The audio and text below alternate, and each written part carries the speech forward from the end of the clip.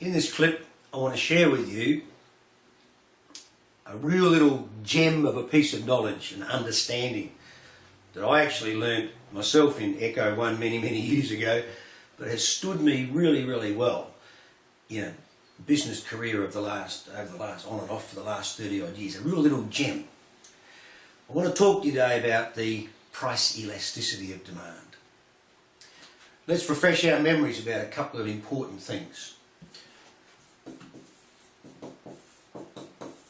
Firstly, we do know total revenue, TR, is calculated as price times quantity. We also know the difference between total revenue and TC, total cost, represents profit.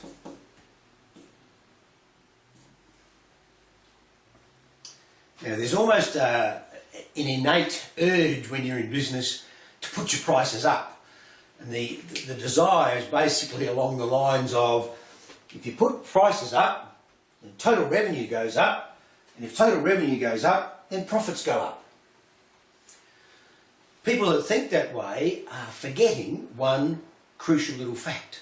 A fact that we learned several weeks ago, namely the law of demand. So remember, KEPA, the law of demand says, if the price of something goes up, the quantity willing and demanded will fall, and vice versa. So here's the problem. If you put your prices up, and the law of demand holds true, then Q's going to fall. Now, what if the percent change in Q is greater than the percent change in P? Then the impact on total revenue is not going to be favourable.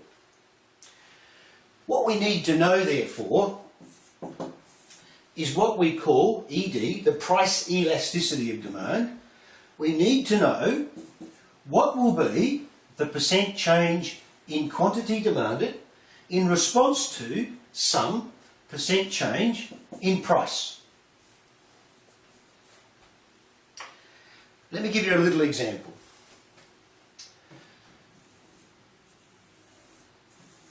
Now I want you to imagine you've graduated, got a job, and you're a junior exec and you've been invited to a management meeting. And you're sitting there and somebody in the board meeting says, we've got to put our prices up, we're not making enough money. Alarm bells should go off at this point. What if in fact you knew that you were selling 1,000 units a week at, say, $5 each?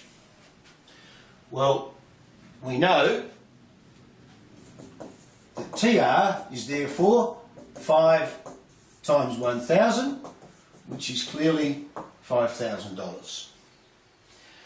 And let's say you go ahead with this little price rise of, say, 50 cents, and you put the price up to $5.50. So let's do that. We'll put the price up to $5.50. And what do we find? We find that the quantity sold falls to 600. So what's happening now? Well, now we have $5.50 multiplied by 600. Well, of course, we can see that total revenue's actually fallen.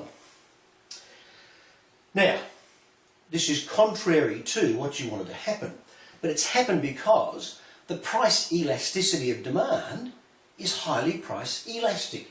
So we go back over here and we can see that our percent change in Q, well, the drop is from 1,000 to 600, a drop of 400. So our percent change in Q was actually 40%.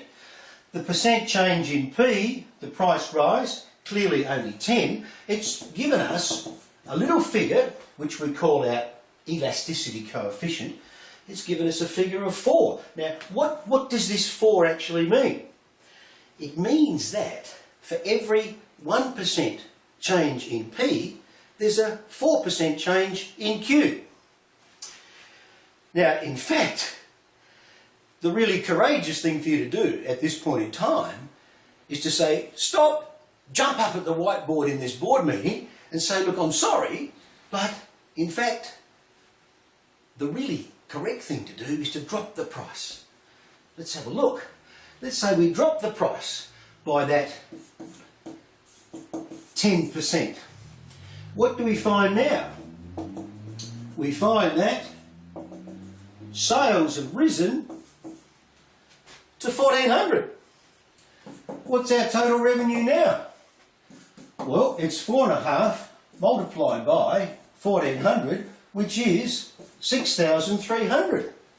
Now we've actually dropped the price, remember, but total revenue's actually risen. So where's our little gem of knowledge? Well, here it is. The little gem is in what we call the TR test or the TR rule. And the rule says, in this particular case, if the price elasticity of demand is price elastic, and therefore it would throw up an elasticity coefficient of greater than 1, then for a price fall, total revenue will rise. But for a price rise, total revenue will fall. Now, it's possible that consumers may not be sensitive or responsive to a price change, in which case we would say that their price elasticity demand is relatively price inelastic. Now, if that was the case, then actually putting your prices up yields quite a handy result. Let me quickly demonstrate.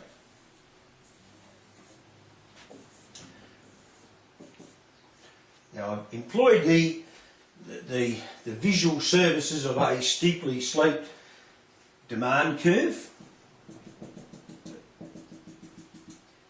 So contemplate total revenue of 0 P1 A Q1. Put the price up, or prices rise to P2. What's going to be the impact on total revenue if demand is price inelastic? Well, if ED is inelastic, in other words, it'll throw up an elasticity coefficient of less than 1, we know that the percent change in Q will be less than the percent change in P. And if that's the case, the impact on quantity demanded, as you can see, is not very great.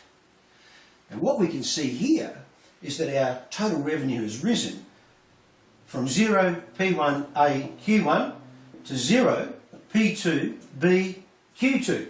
And clearly the second rectangle is much larger than the first. Now, contrary to what we found when price elasticity demand was price elastic, a price fall here, bad news. Drop the price, P3. Again, guess what? The percent change in Q is less than the percent change in P. And in this particular instance, the gain in sales is also not very great. So here we have a situation where 0 P3 C Q3 yields us a very low level of total revenue, if you like. So, quickly summarise. We go back. If demand is price elastic, so we've got an elasticity coefficient of greater than 1, for a price rise, total revenue will fall. But for a price fall, total revenue will rise. However, if demand is price inelastic, for a price rise, total revenue will also rise. Good outcome. But for a price fall, total revenue will fall. Now, what we've got to look at, what are some of the factors that will actually determine our relative price elasticities? We'll look at that next time.